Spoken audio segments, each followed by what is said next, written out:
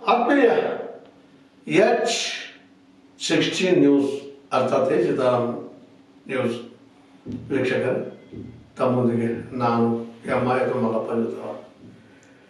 ಆದ್ಮೇಲೆ ನಮ್ಮ ಇಡಿ ನಾವಿವತ್ತು ಮೋದಿಯವರ ಪ್ರಿಯ ಡಿಪಾರ್ಟ್ಮೆಂಟ್ ಅಂತ ಕರಿಬೋದು, ಇಲ್ಲಂತಲ್ಲ. ಆದರೆ ಅದ್ರ ವರ್ಕ್ ವಿರೋಧ ಇಲ್ಲಿ ವಿರೋಧ ಪಕ್ಷ ಇಷ್ಟ ಮಾಡ್ತಾ ಇದೆ, ಅದು ಆರೋಪ ಬದಿಗಿಟ್ಟ ಅದು ಇವತ್ತು ಮಾಡುತ್ತಿರೋದು ಕೆಲಸ ಮೂಡಾದ ಸಲುವಾಗಿ ಭಾಳ ಮೆಚ್ಚುವಂಥದ್ದು. ಯಾಕಂದ್ರೆ ಇವತ್ತು ಆಡಳಿತಾರೂಢ ಪಕ್ಷ ಕಾಂಗ್ರೆಸ್ ಅವರಿಲ್ಲ. ಕಾಂಗ್ರೆಸ್ ನಾಯಕ ಸಿದ್ದರಾಮಯ್ಯರಿಗೆ ಅರ್ಕಾವಧಿ ಬಿಟ್ಟರೆ ಮತ್ತೊಂದು ಕಪ್ಪು ಕರೆ ಇರಲಿಲ್ಲ. ಆ ಕಪ್ಪು ಕರೆ ಹಚ್ಚೋದು ಕೆಲಸವನ್ನು ಅದು ಮಾಡ್ತಾ ಇದೆ ಅನ್ನೋದನ್ನು ನಮ್ಮ ಸಿದ್ದರಾಮಯ್ಯ ಫಾಲೋವರ್ಸ್ ಅವರು ಹೇಳ್ತಾರೆ. ಅದರಲ್ಲೂ ಅರ್ಥ ಇಲ್ಲ ಅಂತ. ಆದ್ರೆ ಈ ಮುಡಾ ಸಲುವಾಗಿ ಇವತ್ತು ಅದು ಕೆಲಸ ಮಾಡ್ತಾ ಇರೋದು ನೋಡಿದಾಗ ಒಳ್ಳೆ ಕೆಲಸವನ್ನು ಮಾಡ್ತಾ ಇದೆ ಇಡೀ. ಇದೇ ರೀತಿ BJP ಅವ್ರು ಮಾಡಬೇಕಾಗಿತ್ತು, ಇನ್ನು ಮಾಡಬಹುದು. ಸೆಂಟ್ರಲ್ದಲ್ಲಿ ಕಾಂಗ್ರೆಸ್ ಗೌರ್ಮೆಂಟ್ ಬಂದಾಗ ನೋಡೋಣ ಅವ್ರು ಏನಾಗ್ತದೆ. ಈ ಮಾತ್ರ ಸಿದ್ದರಾಮಯ್ಯರ ಈ ಮುಡಾ ಹಗರಣ ಸಿದ್ದರಾಮಯ್ಯ ಮಾತ್ರ ಭಾಳಷ್ಟು ತೊಂದರೆ ಕೊಡೋದು ಹೋಗೋದಿಲ್ಲ. ಈಗಾಗಲೇ ಹೈಕೋರ್ಟ್ ಇದ್ದಿದ್ದು ನಿಮಗೆ ಗೊತ್ತದ, ಡಿಸಿಷನ್ ಕೊಡೋದು ಬೇರೆ ಆಗಲಿ ಹೋಗೋದು ಅಂತೇಳಿ ತನಗೆ ಶುರುವಾಗ್ಯದ, ಲೋಕಾಯುಕ್ತ ಮಾಡ್ತಾ ಇದ್ದಾರೆ. ಅದರಲ್ಲೂ ಈ ಸಂದರ್ಭದಲ್ಲೇ ನಮ್ಮ ಏನಪ್ಪ ಅಂತಂದ್ರೆ ವಿಶೇಷವಾಗಿ ಸ್ನೇಹ ಕೃಷ್ಣ, ಪ್ರದೀಪ್ ಕುಮಾರ್, TJ ಅಬ್ರಹಾಂ ಅಂತವ್ರನ್ನ ನಾವಿಲ್ಲಿ ನೆನಪಿಸ್ಬೇಕಾಗ್ಯದ. ಯಾಕಂದ್ರೆ ಅವ್ರು ನಿಜವಾಗಿಯೂ ಅವ್ರು ಎಷ್ಟು ಸರಿ ತಪ್ಪ, ನಿಜವಾಗಿಯೂ ಅವರು ಇವತ್ತು ಸಿದ್ದರಾಮಯ್ಯನ ಒಂದು ಹೊಳಕನ್ನು ಹೊರ ಹಾಕಿದಾರೆ, ಅದು ಕೆಟ್ಟವ್ರು ಅಂತಲ್ಲ. ನಿಜವಾಗಿ ಅವ್ರು ಒಳ್ಳೆ ಸಾಹಸ ಮಾಡಿದ್ದಾರೆ. ಅವರು ಸಿದ್ದರಾಮಯ್ಯ ಒಳ್ಳೆ ವ್ಯಕ್ತಿ ಉಳಿಬೇಕಾಗಿತ್ತು, ಒಳ್ಳೆಯ ರಾಜಕೀಯ ಉಳಿಬೇಕಾಗಿತ್ತು, ಅವ್ರಿಗೆ ಸಂಬಂಧಿಸಿದ ವಿಷಯ.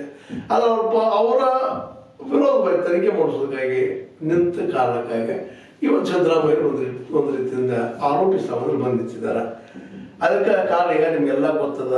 ಮತ್ತು ಇದರಲ್ಲಿ DT ನಟೇಶ್ ಅನ್ನೋರ ಕಾರಣದಿಂದಾಗಿ ಒಬ್ಬ ಅಧಿಕಾರಿ, ಸಹಜದ ಅಧಿಕಾರಿಗಳು ಯಾವಾಗಲೂ ಅಂದಂದಿನ ರಾಜಕಾರಣಿಗಳನ್ನು ಅವ್ರು ಹಿಡ್ಕೊಂಡು ಅವರಿಂದ ಸವಲತ್ತು ಪಡ್ಕೊಳ್ತಾ ತಾವು ಬೆಳಗುತ್ತಾ ಹೋಗ್ತಾ ಇರ್ತಾರೆ. ಒಂದು 14 ನಿವೇಶನಗಳನ್ನು ಪರಿವರ್ತನೆ ಮಾಡಿಕೊಟ್ರು ಅನ್ನೋದನ್ನು ನಾವು ಹಿಂದೆ ನೋಡಿದ್ದೀವಿ.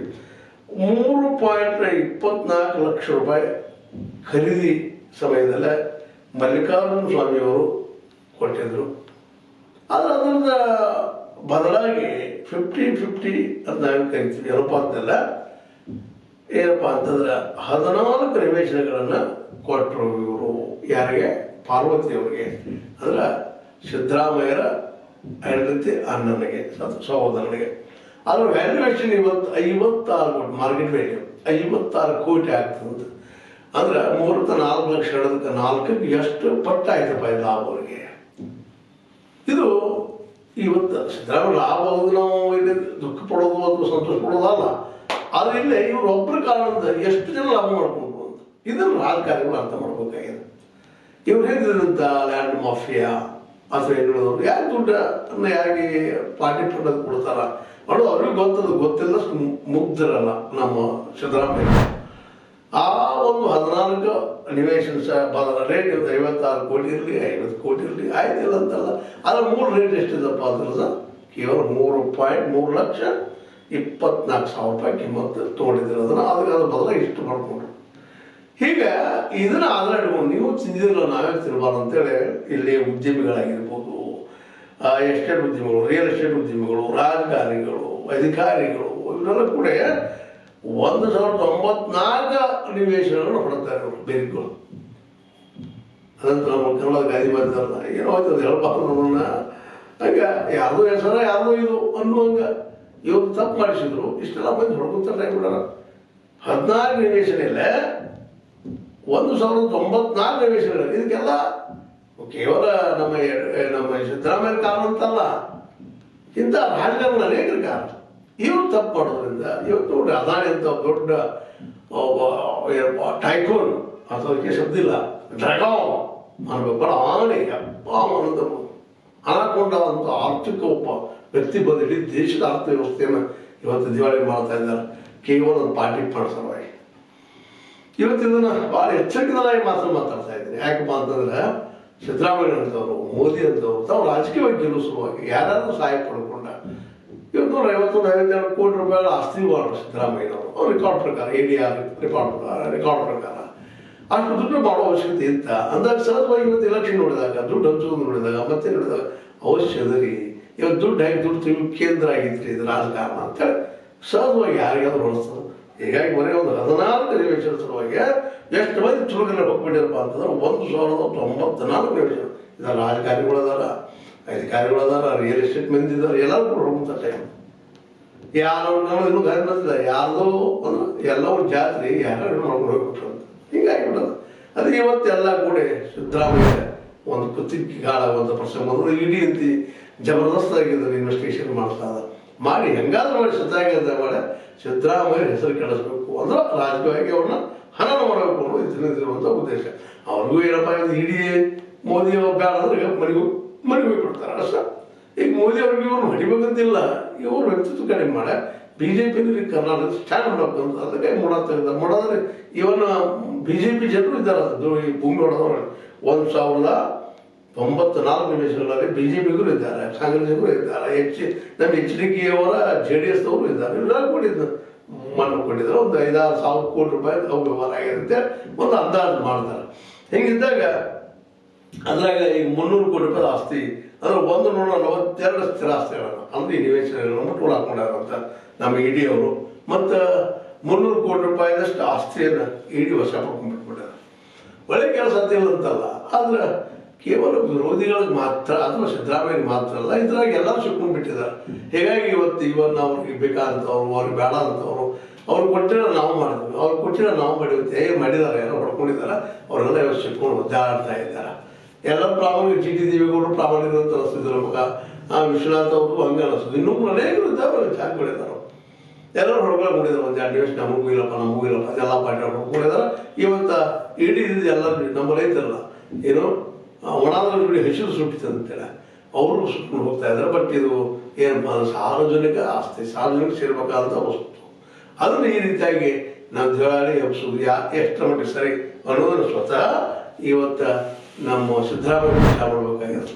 ತಾವು ಮಾಡುವಂಥ ಸಣ್ಣ ಒಂದು ರೂಪದಿಂದಾಗಿ ದೋಷದಿಂದಾಗಿ ಇದೆಲ್ಲ ನೋಡಿದಾಗ 149 ನಿವೇಶನ ನೋಡಿದಾಗ 14 ನಿವೇಶನ ದೊಡ್ಡವಲ್ಲ, ಆದ್ರೆ ಅದು ಮಾಡಿದ್ದ ನೋಡ್ರಿ. ನಮ್ಮ ಕೆಲವರು ಗಾದ ಮಧ್ಯೆ ನೋಡೈತಿ ಈಡು ತಿಂದ್ರು ತಿಂದಂಗ ಇಷ್ಟು ಭಾಳ ತಿಂದ್ರು ತಿಂದಂಗ ಅಂತ. ಇನ್ನು ಆ ವಿಷಯದಲ್ಲೇ ಯಾರು ತಪ್ಪು ಮಾಡಿದ್ರು ತಪ್ಪ ಎಲ್ಲ ನೆಲೆಯಲ್ಲೇ ಇವತ್ತು ನಾವಿದ್ದಂಥವ್ರು ಈ ವಿಷಯದಲ್ಲೇ ಅನಿವಾರ್ಯವಾಗಿ ಚರ್ಚೆ ಮಾಡುವಂಥ ಪ್ರಸಂಗ ಆಗ್ತದೆ. ಇವತ್ತು ಹಿಡಿದಿದ್ದು ಈ ದೃಷ್ಟಿ ಇಟ್ಕೊಂಡ ಒಳ್ಳೆ ಕೆಲಸ ಮಾಡ್ಯಾರ.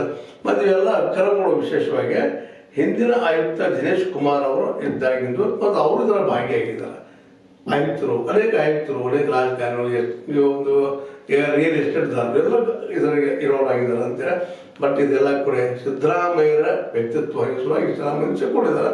ಅದೆಲ್ಲ ನೋಡಿದಾಗ ಇದು ಆಗಬಾರ್ದಾಗಿತ್ತು ಅಂತ ಅನಿಸ್ತದೆ. ಬಟ್ ಸಾರ್ವಜನಿಕವಾಗಿ ನೋಡಿದಾಗ ಇಷ್ಟೆಲ್ಲ ಸಾರ್ವಜನಿಕ ಆಸ್ತಿಯನ್ನು ಇಂಥ ಹೊಡೆಯೋದು ತಿಮಿರುಗಳ ಹೋಗ್ಕೊಂಡು ಏನೆಲ್ಲ ಮಾಡಿಡ್ತಾ ಇದ್ದಾರಲ್ಪ ಅಂತೇಳಿ.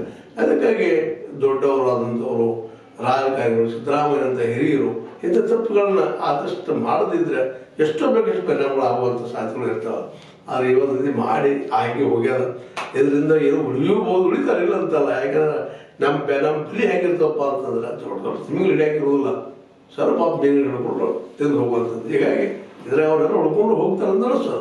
ಯಾಕಂದ್ರೆ ಇದು ಕಾರ್ ಒಳಗಡೆ ಹುಡುಕ್ತಾರೆ, ಡಾಕ್ಯುಮೆಂಟ್ಸ್ ಬದಲಾವಣೆ ಆಗ್ತವೆ, ಏನೂ ಆಗ್ತಾವೆ. ಕಡೆಗೆ ನೋಡಿದಾಗ ಏನೂ ಇರೋದಿಲ್ಲ. ಯಾಕಂದ್ರೆ ನಾಳೆ ಏನಪ್ಪ ಅಂದ್ರೆ ಮತ್ತೊಮ್ಮೆ ಕಾಂಗ್ರೆಸ್ ಸರ್ಕಾರ ಬಂದರೆ ಸೆಂಟ್ರದಲ್ಲಿ ಕಾಂಗ್ರೆಸ್ ಸರ್ಕಾರ ಅಂತಪ್ಪ ಅಂತಂದ್ರೆ ಮುಚ್ಚು ಹೋಗ್ಬೋದು. ಅನೇಕ ಕೇಸ್ಗಳು ಮುಚ್ಚು ಹೋಗ್ಯದು, ಹಂಗಿದು ಆಗ್ಬೋದು. ಬಟ್ ಏನೋ ಆಗಲಿ ಇಡೀ ಇದ್ದಿದ್ದು ಈ ಒಂದು ಹಿನ್ನೆಲೆಯಲ್ಲೇ ಇವತ್ತು ದೊಡ್ಡ ಸಾಹಸ ಮಾಡಿದ ಸಿದ್ದರಾಮಯ್ಯರು ಮತ್ತು ಅವರ ಜೊತೆಗಾರರು ಯಾರೂ ಇಲ್ಲ. ಯಾರ್ಯಾರಲ್ಲೇ ಬಾಯಿ ಹಾಕಿದ್ರು, ಯಾರನ್ನ ಮುಕ್ಕೋಟಾಗಿ ನೋಡಿದ್ರು, ಮುಳುಗ್ಸಾಗಿ ನೋಡಿದ್ರು, ಅವರೆಲ್ಲರೂ ಇವತ್ತು ಸಿಕ್ಕಾಕೊಂಡಿದ್ದಾರೆ. ಹೀಗಾಗಿ ಎಲ್ಲರಿಗೂ ಇದೊಂದು ದಾಡ್ಯದಂಗೆ ಯಾಕೆ ಸಿದ್ದರಾಮಯ್ಯರು ಆವತ್ತ ಮೊದಲಿಂದ ಬಿಡಬೇಕಾಗಿತ್ತು, ಎಲ್ಲರೂ ಸೆಂಟ್ರಲ್ ಬಿಡೋದು ಬಿಡಬೇಕಾಗಿತ್ತು ಅಂತೇಳಿ ಹಾಳಿಸ್ತಾ ಇದ್ರೆ ಆಲ್ರೆಡಿ ದಾಟಿ ಹೋಗ್ಯದ. ಇದರೊಳಗೆ ಎಷ್ಟು ಮಟ್ಟಿಗೆ ಶಿಕ್ಷೆ ಆಗ್ತದೆ ಸಿದ್ದರಾಮಯ್ಯನವ್ರಿಗೆ ಅಥವಾ ಇನ್ನುಳಿದವ್ರಿಗೆ ಮುಂದಿನ ದಿನದಲ್ಲಿ ನೋಡ್ಬೇಕಾಗ್ಯದ.